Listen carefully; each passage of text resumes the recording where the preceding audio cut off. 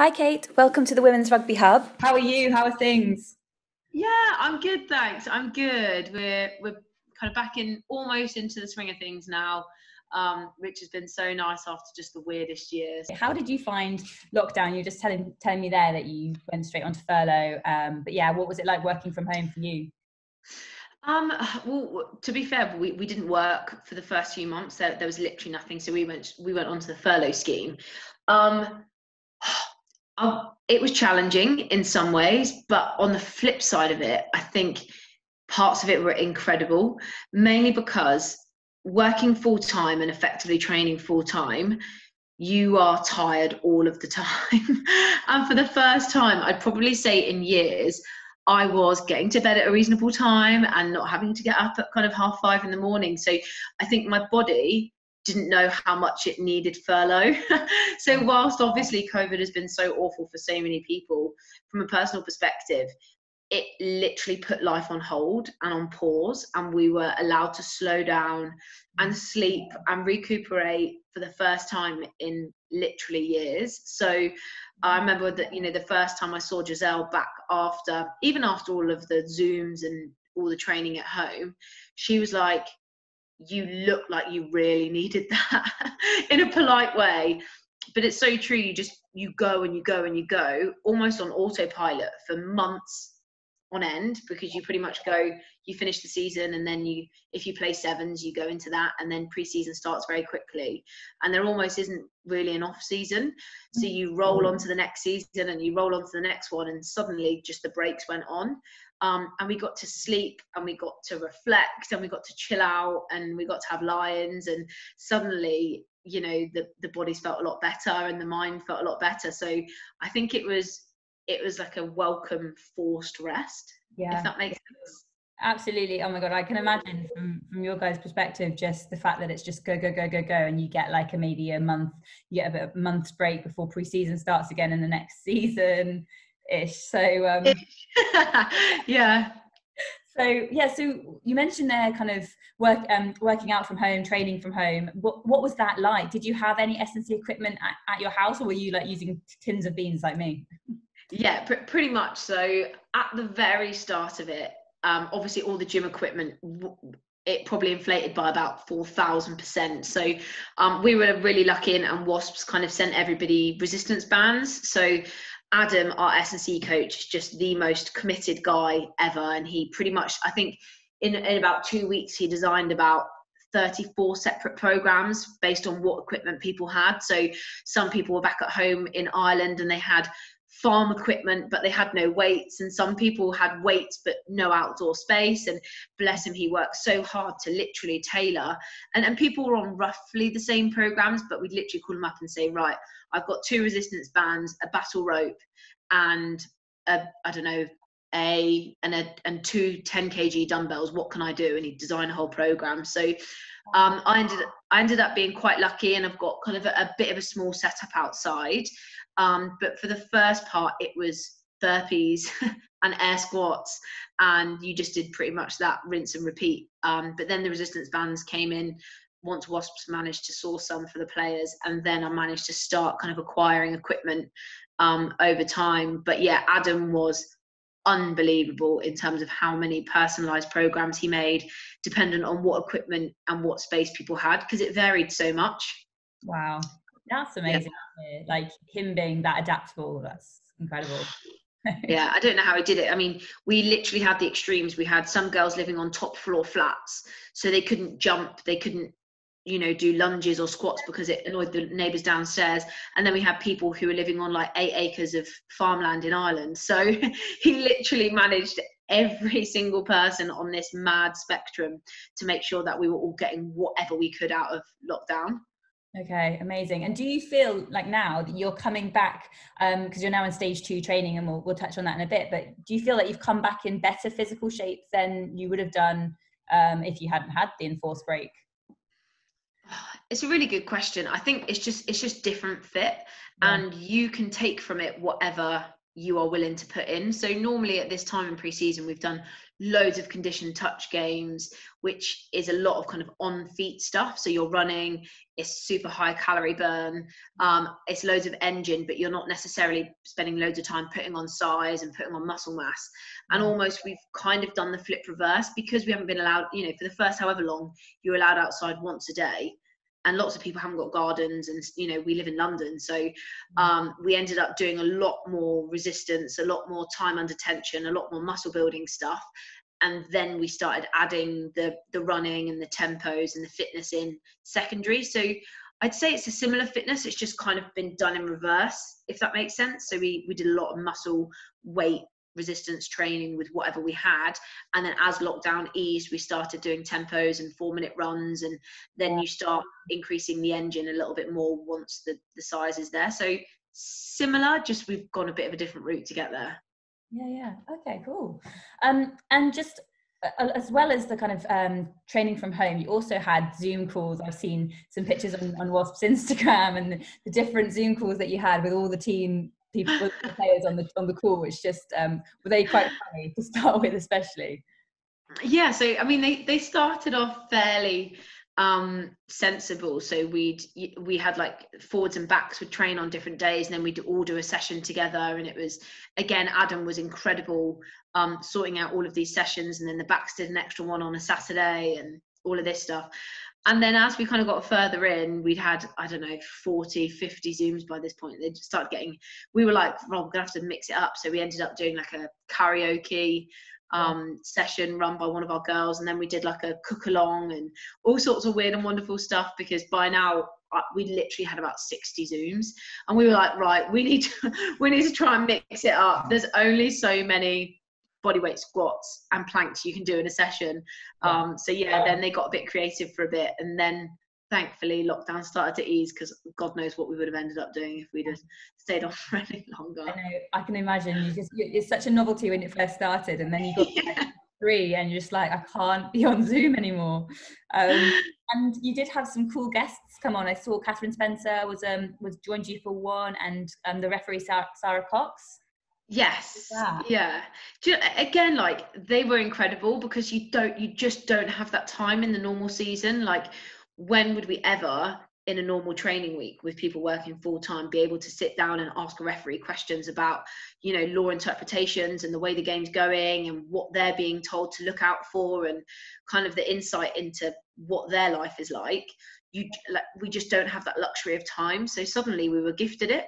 And you're like, oh my God, we can actually take our time, and we can do some different things and take some different angles to try and get better at what we do, because it all had the same goal eventually. You know, when we spoke to Catherine Spencer, that was loads about the kind of mental health side of it, and what she went through being a player, and the World Cup campaigns, and retiring, and all of that stuff. And there just aren't enough hours in the day as a rule to have those conversations. So it was wicked to be able to still do something rugby related, but that was totally different, without thinking, God, I've got to put my boots on in 10 minutes because I'm running a bit late and we've got to be on, you know, do you know what I mean? So it was nice to actually, again, just do something a bit different with our time as a group. Yeah, absolutely. I can imagine. Good opportunity for it. So moving on to kind of training and stuff. So you did return to actual physical kind of training together, if I'm right, last month. And would you be able to kind of tell us about like what it was like to see your teammates after months and months, firstly, and then kind of just getting used to the whole social training with social distancing? Like, Giselle must have had to be really creative to make it an engaging session. Well, if anyone knows Giselle, she's about the most creative person I've ever met. I mean, when she coached the bar bars, she's got her wands and all sorts of magic, weird stuff going on. So if anyone was going to cope with it, it was going to be Giselle. It was so nice seeing everyone, because again, like, we see each other all day, every day normally. Like, literally, you see them more than you see any other person. So it was so weird not seeing everyone for that long, because you normally you don't go 24 hours without seeing them normally. So it was super bizarre.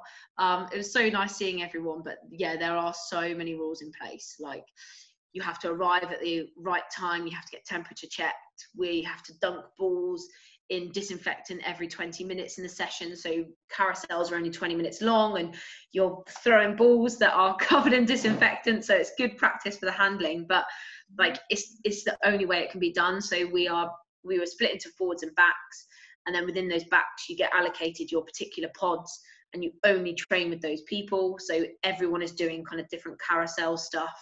And I think the theory is if one person becomes ill for whatever reason, that whole pod doesn't go to training. So it was a different normal, but I think everyone was just so chomping at the bit to be back.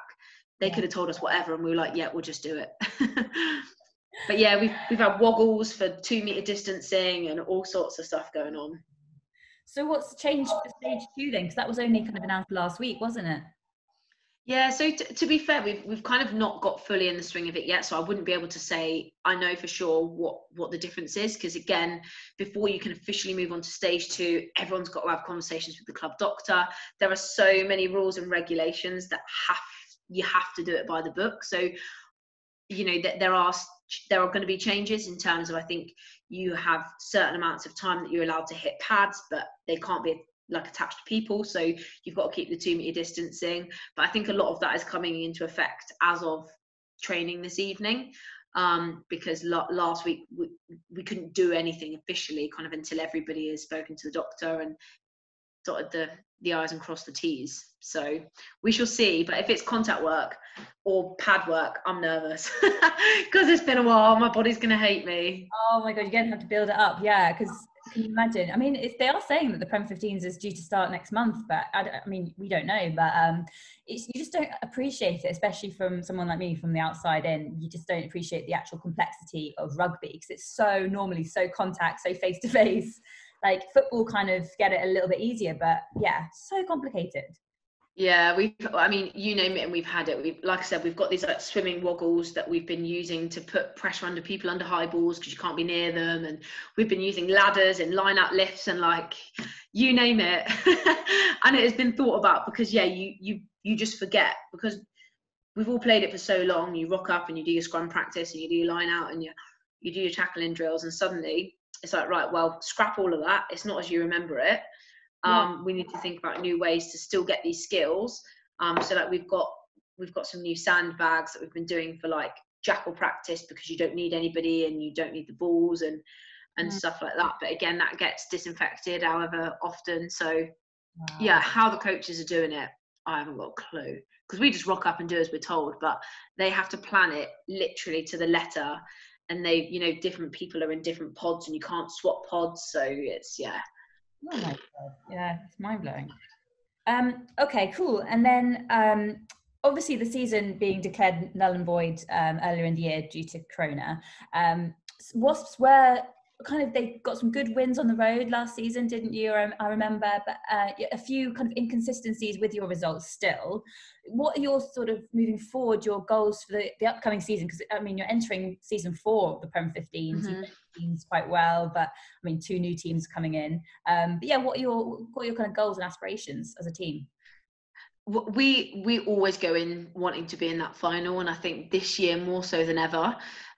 We've put so much work in behind the scenes, kind of in lockdown, and I think that shows how much players at Wasps want it. And I think, you know, we've always kind of batted around at that 3rd, 4th space, and we have teams that we historically have done better against and done worse against, and the league couldn't have stopped at a worse time for us, because we were kind of coming into our biggest stretch. I think we were part of the game changers at Quins. We were playing at the Rico. We had Saracens away at Allianz. We had Loughborough away, and then we had the big swarm at Wasps. Kind of, so we had this string of 5 really competitive games. I think it was 5 games across 4 stadiums. Wow. And that's what, you know, you gear up to play against the best teams in the league and see what you can perform. So it was really frustrating for us where the season had finished, because we'd had this massive build up. We were about to play Quins and Saris back to back at Allianz and at the Stoop, followed by heading up to the Rico, and that's what you work hard for. It's all about that kind of last leg of the season and see what you can produce. So it just was such rubbish timing.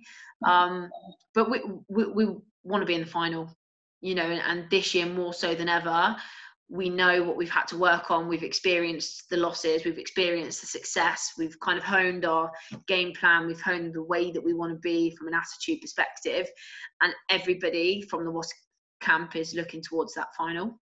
Yeah. Okay. And just kind of finishing off, more recently, there's been a lot of buzz on social media due to the I Am Enough campaign. And I know it's your teammate, Flo Williams, who kind of inadvertently launched it all just from that, spotting the Canterbury kit launch and the kind of inequality around it. So what are your thoughts on players actually getting involved, tweeting and almost standing up for themselves and, yes, making a stand against for equality? Yeah, I mean, I think it's incredible, and Flo has done so well to get it the traction that it's got it, and she's always been like that. She isn't afraid to speak her mind, you know, she's not afraid to ruffle some feathers, and I think in the women's game, that's the only thing that is going to provoke this change. So Flo is the best person to do just that. I think the biggest thing is it's getting coverage, and year on year, you know, in the women's game, we say, you know, in order for us to get to a good level in terms of sponsorship and all this stuff, we need coverage. And kind of how that's coming about, I don't think people would have forecast that it would have come from this, but it's coverage and people are speaking about it, and it's on the news and it's in the media, and that's where we need to be. You look at the fact that, you know, England have just launched the Umbro kit, and all of the women are kind of at the forefront of that.